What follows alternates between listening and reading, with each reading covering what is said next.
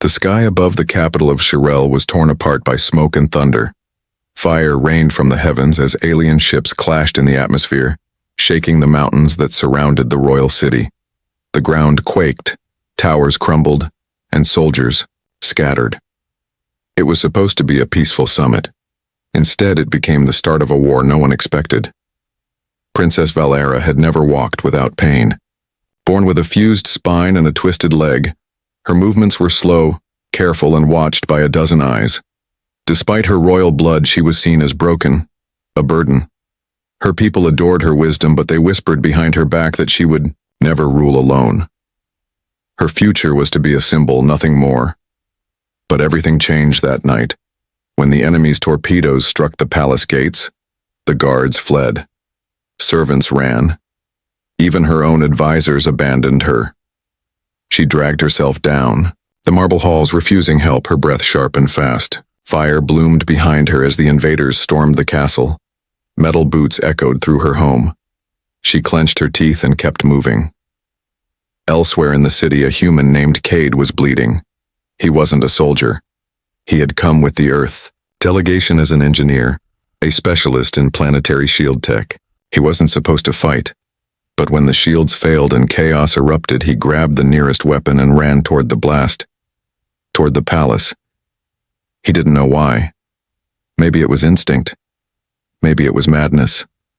Or maybe it was the image of a frightened girl he'd seen once, sitting tall in her hover throne but with pain in her eyes that no one seemed to notice. Whatever the reason, he didn't run away.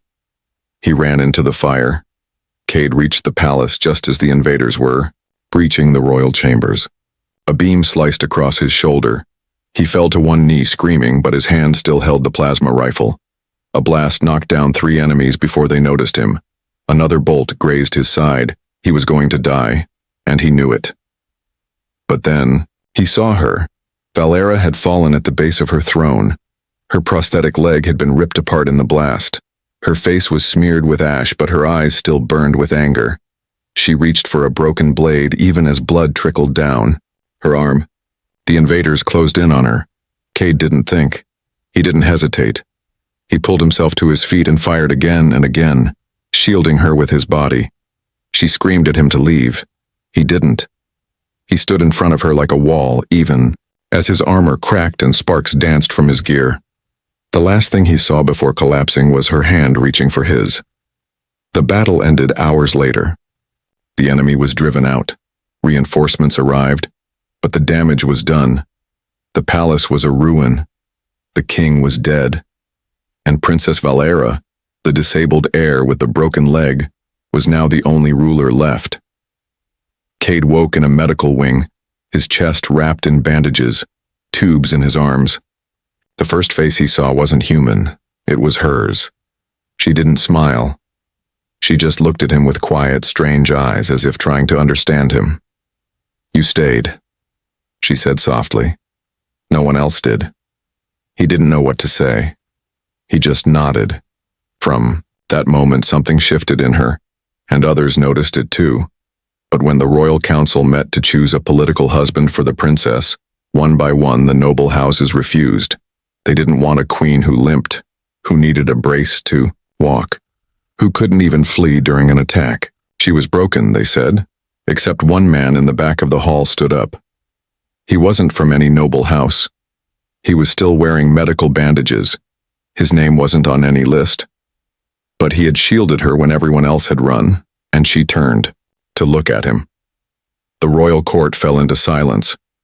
No one knew who he was. A few recognized the human, Cade, the outsider who had no title, no rank, no place among the galaxy's noble bloodlines. His armor was still damaged from the attack. His side was barely healed, but his eyes were clear, steady. He stood with quiet strength and faced the circle of alien lords as if he belonged there. Princess Val'aera didn't say a word. Her eyes never left his face. Not when the council scoffed. Not when the highest noble of the Zathari house slammed his fist and shouted, "This is a joke!" Not even when her own uncle lowered his head and whispered, "He's not one of us." But Cade didn't flinch. He didn't speak to defend himself. He didn't try to impress anyone. He simply looked at the woman he had saved, the woman who had not once called herself weak despite the pain in her body, and waited. The council ruled against him within minutes. The vote was unanimous. A human had no right to stand beside the heir to the Xirellian throne, not as a warrior, and definitely not as a husband. But then Val'aera rose from her chair. She hadn't walked since the day of the attack. Her new prosthetic leg, barely installed, still hissed with every slow step. Her guards moved to help her. She waved them off. With effort, she walked across the chamber. All eyes followed her. The sound of her metal leg echoed across the marble floor. She stood in front of Cade. Her voice was quiet, but it cut through the room like a blade. "I was born broken," she said, "and every one of you here looked at me as something to be traded, not protected, not respected, just offered like a gift no one wants." The nobles stirred. Some looked down. Others looked away. "But this man," she said, pointing at Cade, "threw himself between me and death, not for power, not for gain, just because it was right." She turned to the council. "You refused to stand with me, so I choose someone who did." Gasps filled the chamber. Protocol shattered in an instant. Her declaration couldn't be undone. According to ancient Xirellian law, the royal heir had the right to choose a protector bondmate, someone to stand as equal regardless of birth if chosen from the heart after an act of life-saving honor. It had not been used in 700 years. Now it was law again.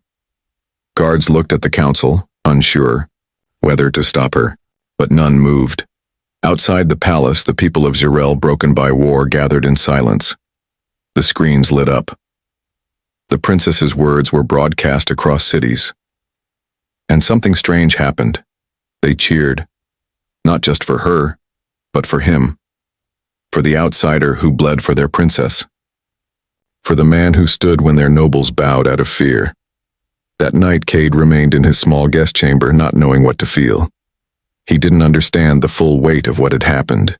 He only knew one thing, that the moment she looked at him, something in her had changed, and something inside him had too. He wasn't a prince. He wasn't a warrior. He didn't even know how to speak her language fully. But when she entered his room alone and sat beside him, her eyes softer than ever, he didn't look away. "I made them furious," she said. "I noticed. They will never accept you. I'm not here for them." Silence filled the space between them. It wasn't awkward. It wasn't tense. It was something else.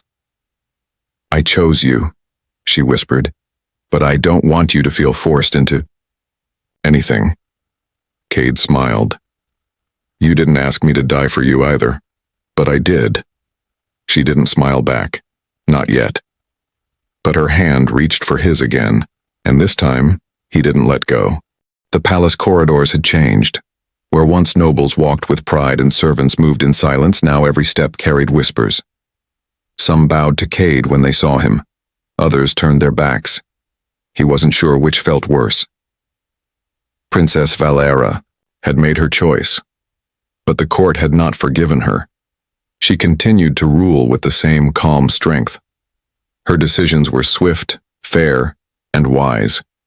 She held meetings with generals, discussed treaties with allies, and reviewed plans to rebuild the shattered outer cities. But every time Cade entered the chamber, voices grew quiet. Eyes shifted. Hands tightened around ceremonial scepters. He was the outsider, the human, the one who did not belong. One afternoon, Cade was walking past the Hall of Echoes when he heard them. "She's lost her mind. A broken queen and her earth pet. What future is that? They think this is a fairy tale, but it will end in fire." Cade didn't react. He kept walking, but the words followed him like shadows. Later that day, he joined Val'aera in the upper garden. It was a place of quiet, where tall trees from alien worlds grew in harmony. Glass vines, glowing blossoms, silver-leafed ferns. She sat under a glowing canopy, her eyes scanning a datapad filled with reports. "You heard them," she said without looking up. He sat beside her. "Yes. They've always hated weakness. And in their eyes, I've been weak from the moment I was born. You're not weak.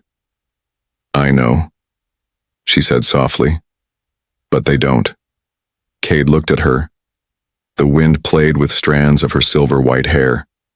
Her armor wasn't on today. She wore a light robe, and her mechanical leg, exposed and unfinished, sparked gently as she adjusted her seat. You know what I think? He said. She raised an eyebrow. I think they're terrified. Not of your leg, not of your choice, but of the fact that you didn't ask their permission. A small smile touched her lips. You understand them better than they do.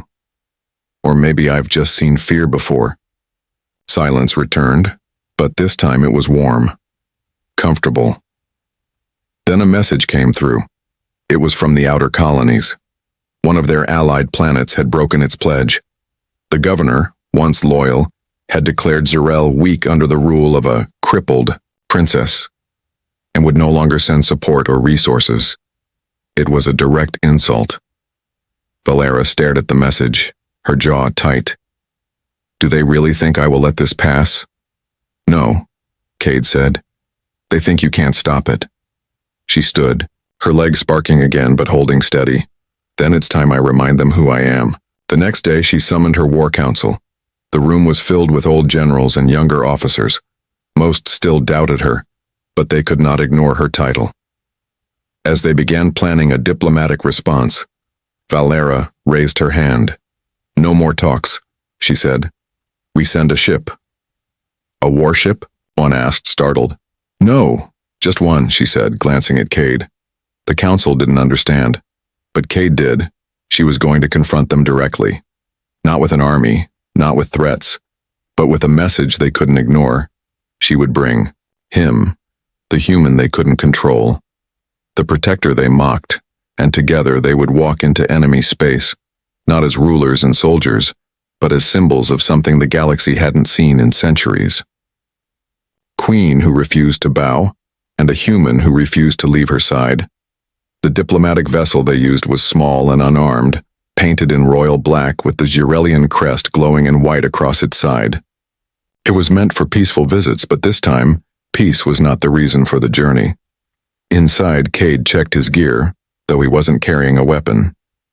Val'aera stood at the window, watching stars rush past them. Her prosthetic leg had been reinforced for the trip. New stabilizers and a custom joint had been added by Cade himself before launch. He moved beside her. You're quiet, he said. I'm thinking about how many of them will try to embarrass me. They'll try, but they won't succeed. She didn't answer, but her eyes told him she wasn't afraid. She was planning. When they arrived at the capital of the outer colony, no honor guard waited at the port. No banners, no formal music, no officials in dress robes. Only a squad of guards and the new colonial leader, a former general named Harkon, who stood with a smirk on his face and disdain in his eyes. You've come far, princess, Harkon said, not bowing. You should have rested. I heard your leg makes travel painful. Val'aera didn't blink. Pain reminds me I'm alive. You should try it. He laughed, loud and mocking. Still sharp, I see, but that tongue won't win you allies. I didn't come to win, she said. I came to collect what you owe the crown. The crown died with your father. The moment you chose a human over your people, you lost your right to rule. Cade stepped forward, but Val'aera raised her hand to stop him. I chose someone who stood beside me when others fled. Harkon sneered. Then let him protect you now, because you won't leave this place with support. I don't need your support, she said. I came to give you one chance. Keep your pledge, or you'll face the wrath of the people you insult. Harkon's expression changed slightly. You think the people still care? She stepped closer. They don't care about your flags. They care about who bleeds for them. And when they see who stood while others ran, they'll choose me. Again, his smile faded. Later, after the tense meeting ended with no agreement, Val'aera and Cade were taken to guest quarters that felt more like cells. Armed guards followed their every step. Still, Val'aera showed no fear. They won't let us. Go peacefully, Cade said as he checked the security system on the door. They don't need to, she replied. We're not leaving yet. That night she called for a public gathering in the central square, something no outsider had done in decades. The colony officials tried to stop her, but the people came anyway. Hundreds filled the space. Farmers, builders, children, old warriors. They had heard of the human. They had heard of the fire in the throne room. They had heard of the moment she walked across the chamber on her damaged leg to claim her choice. She stood in the open, without armor. Her long, silver-white hair loose, her prosthetic leg exposed. "I was told I shouldn't come," she said, "that I would fall, that I would be mocked." The crowd listened. "I'm not perfect. I'm not strong like the generals. I'm not beautiful in the way the nobles expect. But I stood when others fled. I chose someone who did the same." She pointed to Cade, standing a few steps behind her. "He is not Xirellian. He is not from our stars. But he bled for us." The silence in the square deepened. "Now I ask you, who truly serves the people?" There were no cheers at first, just eyes, watching, thinking. Then a hand lifted. A voice spoke. "You do." Then another, and another. And the next day, the colony sent its support, without Harkon's approval. The power had shifted, not through war, but through truth. When the colony's support was officially announced, the reaction from the central court of Xirell was swift and sharp. News spread fast. Every corner of the empire now knew what had happened.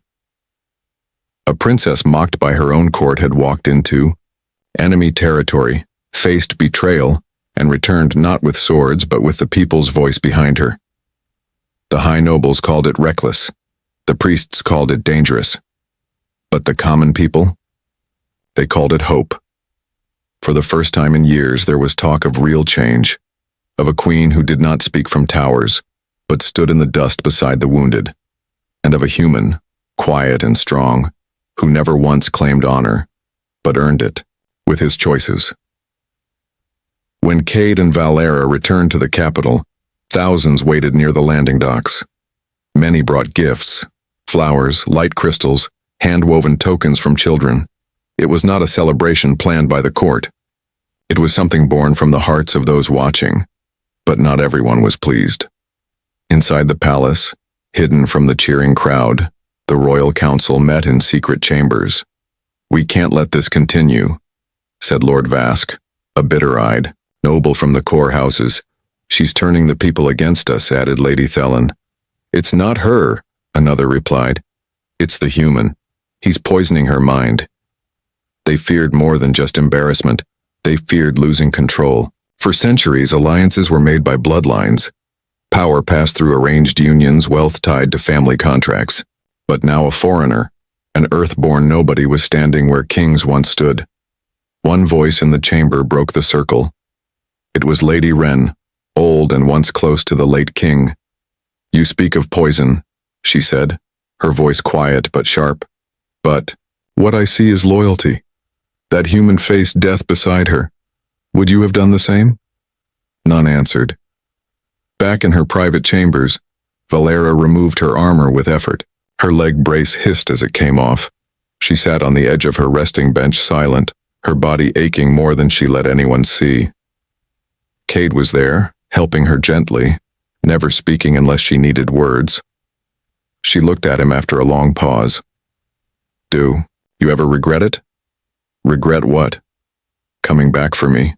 Staying." He looked into her tired eyes. "No." She nodded. "Even if it puts you in danger?" "I was in danger the moment I saw you bleed," he said softly. She smiled. "Just a little. You always say things that sound like you don't belong in this galaxy." "Maybe I don't," he replied. "But I belong with you." They sat in silence again. But this time, it wasn't heavy. It felt like something stronger than words rested in the room. The next morning, Val'aera announced a new royal tour. She would travel to the edge colonies, the ones ignored by the nobles, the ones damaged by the war. She would go with no army, no fleet, only her closest advisors, and Cade. The council opposed it, said it was too risky, that she was too vulnerable, but she overruled them. I'd rather be heard among my people, she said, than sit safe while they suffer. Cade prepared for the journey. He didn't wear armor anymore. Instead, he wore a deep black robe marked with the royal crest, an honor given only to bonded guardians of the throne. As they boarded the vessel, she looked at him one last time. This will change everything. He nodded. Good. Their ship glided through the dark of space, moving toward the outermost colony on the edge of the empire, Kari Station. It was once a thriving trade hub, now left in silence after the war. Supply lines had been broken, medical aid delayed, and the nobles had stopped listening to their cries long ago. But Val'aera was coming, not to show off power, to listen. The moment they landed, crowds gathered, not in celebration, but confusion. No one believed the princess would come here, not to a place forgotten by the royal court, not with her damaged body and no guards behind her. But she did, and beside her, as always, walked the human. Children ran ahead. Mothers watched from windows. Elder miners limped out of shelters, unsure what to say. Val'aera didn't wear royal colors this time. She wore plain gray, the color of the workers. Her leg brace sparked as she walked the cracked road to the old central square. Cade walked half a step behind her, never ahead. A boy with oil on his face ran to her and asked, "Are you really the queen?" Val'aera knelt, her prosthetic creaking. "Not yet," she said. "Not until you believe I am." The boy looked at her metal leg and didn't flinch. "You look strong to me." That moment spread across the crowd. Something changed. People began to move closer. Voices spoke. Some cheered. Others cried. Cade watched it all, knowing this wasn't just about her leg or her crown. It was about her heart. But not everyone was moved. Far above the square, in a crumbling tower, a sniper watched through his lens. His orders were clear. Stop the Union. End the human. Make the people lose faith. One shot. One moment. His finger tightened on the trigger. But he wasn't the only one watching. Cade's instincts flared. Something felt wrong. He turned sharply, just as the shot fired. The plasma round cracked the air. Time slowed. Val'aera stood still, unaware. Cade moved faster than thought. The blast hit him in the shoulder, throwing him back against the wall. Blood sprayed across the stone. Screams filled the square. Chaos returned. Val'aera dropped to her knees beside him, her hands pressing against the wound. "No," she said, shaking. "Stay awake. Look at me." Cade blinked, pain rising in waves. "I told you," he gasped. "I belong with you." She held his face, her voice cracking for the first time. "Don't you dare leave me now." Local medics rushed in. Guards appeared late, trying to take control. But Val'aera didn't move. She stayed beside him the whole time, her robe stained with his blood. Word spread within minutes. The princess had nearly been killed. The human had saved her again. And this time, people were not quiet. They rose. Protests sparked in noble-controlled cities. Messages flooded the royal channels. Demands were made. Investigations started, and whispers of rebellion began to stir. Back at Kara Station, Cade woke in the recovery room, weak but alive. Val'aera sat beside him, armor half removed, eyes tired but focused. "You saved me again," she whispered. He smiled faintly. "Bad habit." She leaned closer. "Next time," she said, voice firm, "let me protect you too." Outside the station, the people gathered again. This time, they didn't wait for permission. They declared her their queen. The palace was no longer quiet. Every corridor echoed with arguments. Nobles walked in angry groups, whispering behind closed doors. Reports from Kara Station showed something none of them had expected. Thousands of citizens had sworn loyalty, directly to Princess Val'aera, bypassing the council. Some nobles wanted to ignore it. Others wanted to send military threats, but most were afraid. Afraid because for the first time in generations, The people weren't listening to bloodlines. They were following actions. And Val'aera had acted while the others hid. Lady Wren stood at the edge of the council table, her voice calm but sharp. She bled with them, walked with them, while the rest of you argued about fabrics and titles. She has broken protocol, Lord Vask growled. She has restored dignity, she replied, and then he said what no one had dared to say out loud. She must be removed. Silence fell. The room changed. Removed. It wasn't a political threat anymore. It was darker, deadlier. Meanwhile, far from the palace, Cade sat under a glowing dome in the medbay of Karis Station, watching stars through the ceiling. His shoulder had been stitched and treated, but the pain still burned. He didn't mind. He had felt worse during Earth's first outpost wars, but something else weighed on him now. He was no longer just a protector. He had become a target. Val'aera entered the room quietly, her armor off, dressed simply. Her hair was tied back and her expression was unreadable. "You look better," she said. "You look tired," he replied. She smiled faintly and sat beside him. "The nobles want your head," she said after a pause. He nodded. "Let them try." "That's the problem," she whispered. "They will." He looked at her, eyes steady. "What about you?" "They want mine too." They sat in silence for a long time. The hum of the med bay filled the space between them. Then Cade said, "We don't run." Val'aera reached into her robes and pulled out a small device. It was shaped like a coin, glowing with ancient script. "What's that?" "The seal of the first queen of Xirell," she said, "used only once in 1,000 years." She placed it in his hand. "I'm giving it to you." His brow furrowed. "Why me?" "Because if they kill me, you carry the truth. The seal, the memories, the right to challenge them." Cade stared at it. "Val, this isn't just politics anymore." "I know," she said. "It's survival." The next morning, as Val'aera stood before her people once again, her voice was no longer careful. It was clear, strong, and full of fire. "They call me broken, but it was never my leg that made them afraid. It was my will." She raised her fist. The crowd answered her. "And this man, this human, carries more honor in his silence than their titles ever have." Her words sparked a storm. More colonies pledged loyalty that very day. The communication channels were flooded with support. Even commanders in the outer fleets began to question their orders. Inside the palace, the council met again. This time, no one denied the danger. "She must be stopped," Lord Vask said coldly. "Before her flame becomes a fire we can't control." Plans were made, assassins hired, traps prepared. And as the shadow moved across the stars toward Karis Station, no one saw the last decision Val'aera made that night. She ordered a broadcast.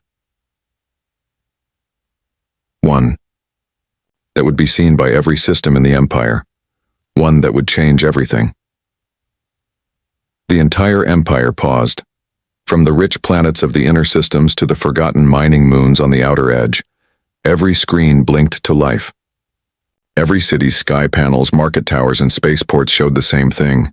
The face of Princess Val'aera. No crown, no throne, just her. Standing tall, a scar across her cheek, her prosthetic leg visible beneath a simple robe. She didn't speak from a palace or a grand hall. She stood outside, on the broken platform of Karis Station's central square, with her people behind her. And beside her stood Cade, wrapped in his dark robe, one arm still healing. "My name is Val'aera of Xirell," she said. "You've heard lies about me. That I am too weak to rule. That I am led by an outsider. That I have betrayed tradition." She paused as her words traveled across stars. "But let me show you the truth." She turned slightly, motioning to her leg. "Yes, I am damaged. I do not walk the way others do. But I walked into fire when your nobles ran." She stepped forward. "This human they call dangerous? He shielded me when my own people would not. He stood between death and me with no weapon but his will. She looked at Cade, then back at the camera. They call him unworthy. I call him my choice. The crowd behind her cheered louder than before. I did not choose a prince, I chose a protector, I chose a partner. I chose a man who saw me not as a tool or a burden, but as a person. Her voice grew stronger. And if that makes me unfit to rule, then maybe the throne was never worthy of me. Across the empire, the impact was instant. Messages poured in from soldiers, medics, engineers, even royal guards, declaring loyalty not to the council, but to her. Ships changed allegiance. Stations raised her banner. Ancient oaths were invoked. But not all reactions were public. In the hidden chambers of the palace, the final command was issued. Assassins were sent. 5 of them, trained in silence, wrapped in shadow, they left no trace. Their goal was clear: reach Kara Station, kill the princess, and disappear. But Val'aera was ready. She had heard whispers, and more importantly, she had planned. Cade was waiting when they arrived. He met them near the outer docks, hidden in the shadows. The first one moved too fast, but not faster than Cade's instincts. He ducked the blade, slammed his elbow into the attacker's throat, and turned to face the next. He didn't fight with fancy moves. He fought to survive and protect. The second assassin fired a dart. It grazed his side, sending a sharp sting through his ribs. He didn't stop. 2 more came from behind. He pulled a gravity rod from his belt, slammed the ground, and the floor cracked beneath them, sending them flying. The last assassin never reached Val'aera because she had drawn her own blade.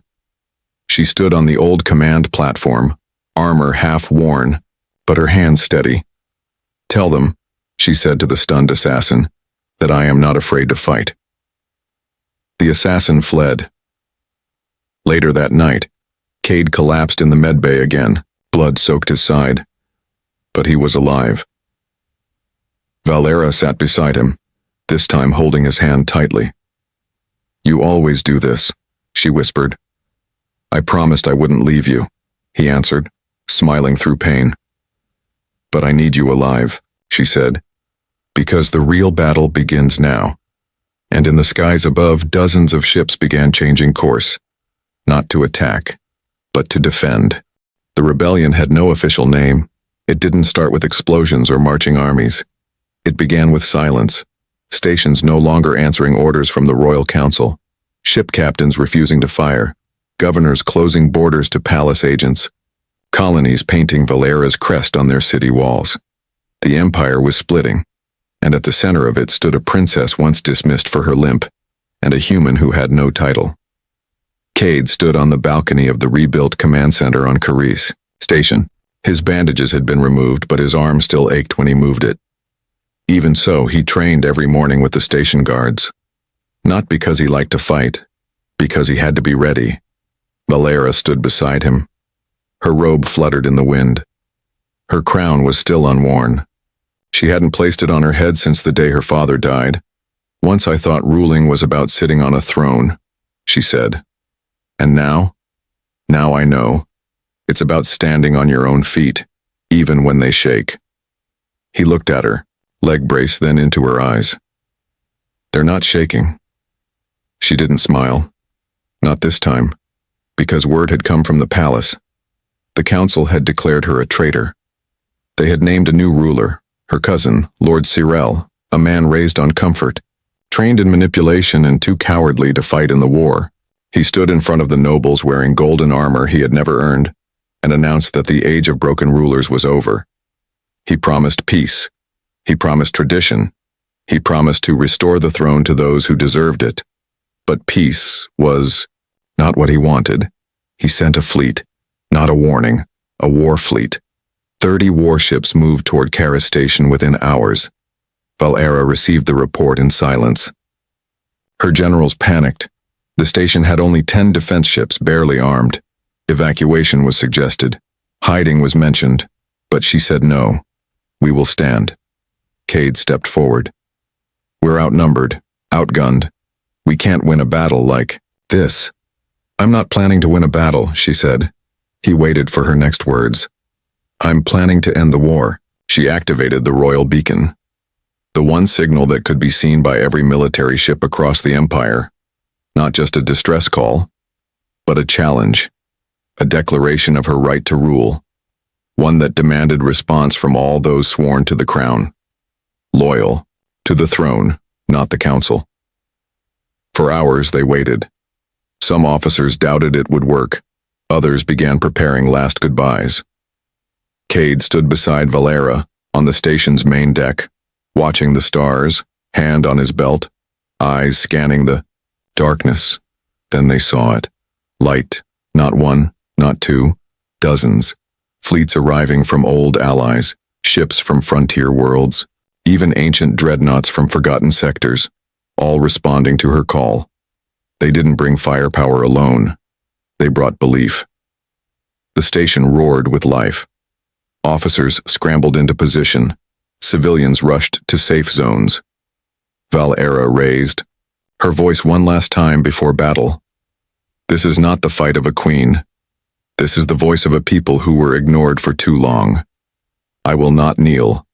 I will not run. And I will never ask forgiveness for surviving. Her voice reached every ship. Then she turned to Cade. You're not just my protector, she said, you're my reason. He didn't answer with words. He simply took her hand and held it tight as the sky lit up with incoming fire. The stars were on fire. Lasers tore through the black sky, painting light across the hulls of warships. Karis Station shook with every impact, its shields flaring white and gold. Sirens echoed in every corridor. The smell of burnt wiring and fear filled the air. But Princess Val'aera stood firm. Cade stood beside her. The enemy fleet, led by Lord Xirell's golden flagship, unleashed its full might. The council had sent everything. Fighters, destroyers, even old siege cannons not used since the civil wars. But they hadn't expected an answer. Val'aera's beacon had reached beyond the borders of the Empire. Ships had arrived from dead sectors, from forgotten mining worlds. Even old Xirellian veterans who had left service long ago now flew ancient crafts, patched together but determined, because this wasn't just her fight anymore. It was everyone's. Inside the command chamber, Val'aera gave orders with calm precision. Her hands moved quickly across the console. Her mechanical leg sparked once, but she didn't flinch. Officers followed her voice like a guiding star. Protect the lower ring. Divert shield power to docking bay 3. And clear the corridor, near the medical wing. That's where the children are. Every decision was for her people, every moment she led. Cade coordinated ground defense. His arm still ached, but he fought through the pain. He pulled injured engineers to safety, reconnected broken power lines, and when enemy boarding pods slammed into the station walls, he led the charge to push them back. His blade was a simple 1.